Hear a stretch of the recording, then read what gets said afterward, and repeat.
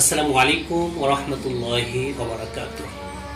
সম্মানিত প্রিয় মুসলিম ভাই বোনেরা, 2024কে আমরা বিদায় জানিয়ে 2025-এ আমরা পা রাখতে পারলাম। সকলে শুকরিয়া আদায় করছি, আলহামদুলিল্লাহ।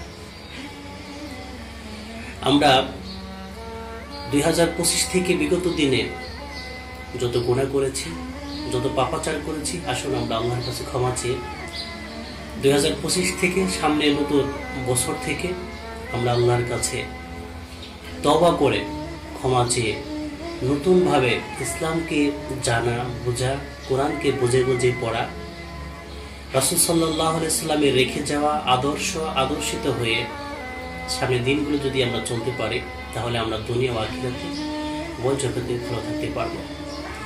আপনারা জানেন, গত রাতে নতুন বছরকে পালন করার জন্য 31st নাইট অনেকে বিভিন্ন রকমের অশ্লীলতা দিয়ে এ রাতকে উদযাপন করেছে। আল্লাহ তাআলা বলেন, ইন্নাল্লাযীনা ইউহিব্বুনা আন তাশিআল ফাহিশাতু ফিল্লাযীনা আমানু লাহুম আযাবুন আলীমুন ফিদ দুনিয়া ওয়াল আখিরাহ আল্লাহু ইয়ালামু ওয়া আনতুম লা তা'লামুন। নিশ্চয় যারা মুমিনদের মাঝে অশ্লীলতা ছড়িয়ে যাক, এরকমটা যারা চায়, তারা আখিরাতে এবং দুনিয়াতে উভয় জগতে তারা লাঞ্ছিত হবে, বঞ্চিত হবে। আর আল্লাহ যা জানে, তোমরা তা জানো না। আসুন আমরা সমস্ত প্রকার অশ্লীলতাকে বিদায় জানিয়ে, অশ্লীলতার ধার কাছে না গিয়ে আমরা ইসলামকে জানা, ইসলামকে বোঝার, মুসলিম হিসাবে আমাদের যতটুকু জানা দরকার, আসুন আমরা সকলেই বোঝার চেষ্টা করি, জানার চেষ্টা করি। নতুন বছরে আমরা আসল ওয়াদাবদ্ধ হই, প্রতিটা দিন আমরা যেন কোরআনকে বুঝে বুঝে পড়তে পারি।